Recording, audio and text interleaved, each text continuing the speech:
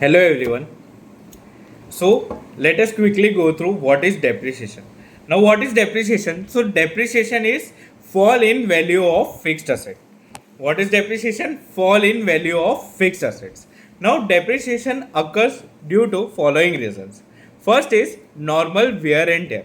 Now suppose this is my phone. Okay, this I am using for my day to day operation. So normal wear and tear, कभी ये गिरता है कभी कुछ होता है, ठीक है. तो normal wear and tear of asset, ठीक है. Second is efflux of time. Now what is this efflux? मतलब क्या? पास अवे, ठीक है. टाइम बीत जाना, ठीक है. पास अवे मतलब वैसा नहीं, ठीक है. सो ये मोबाइल मैंने खरीदा समझो, ठीक है, और कबाट में रख दिया और 5 साल बाद निकाला तो इसका वैल्यू गिरेगा कि नहीं? अरे हाँ या ना? तो this is efflux of time. Third is force in obsolescence. मतलब क्या? टेक्नोलॉजी में चेंज आ गया, ठीक है. आईफोन 15 के लॉन्च के लिए I was very eager when iPhone 15 will launch, when iPhone 15 will launch, क्योंकि मुझे आईफोन 10 खरीदना था. क्योंकि मुझे पता था जब भी आईफोन 15 आएगा आईफोन 10 का भाव गिरेगा और मैं वो जाके खरीद लूँगा.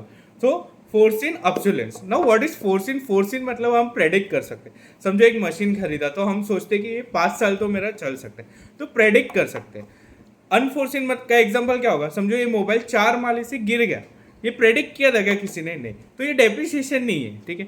सो फॉर्च्यून ऑब्सोलेंस मतलब क्या?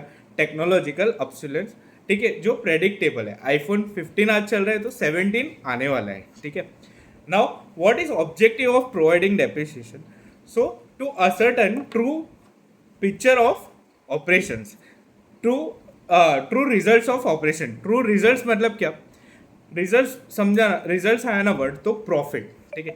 डेप्रिसिएशन का अपना एंट्री क्या है? तो पीएनएल के अपन एक डेबिट साइड में डालते और फिक्स एसेट्स में से माइनस करते. So true results of operation यानी ट्रू प्रॉफिट. दूसरा क्या है? True true and fair view of financial position. मतलब फिक्स्ड एसेट्स में से अपन डेप्रिसिएशन हटाते तो true and fair view of financial position मतलब अपना बैलेंस शीट प्रॉपरली प्रिपेयर्ड, ठीक है. तीसरा है ट्रू कॉस्ट ऑफ प्रोडक्शन, ठीक है. तो ट्रू कॉस्ट ऑफ प्रोडक्शन मतलब क्या?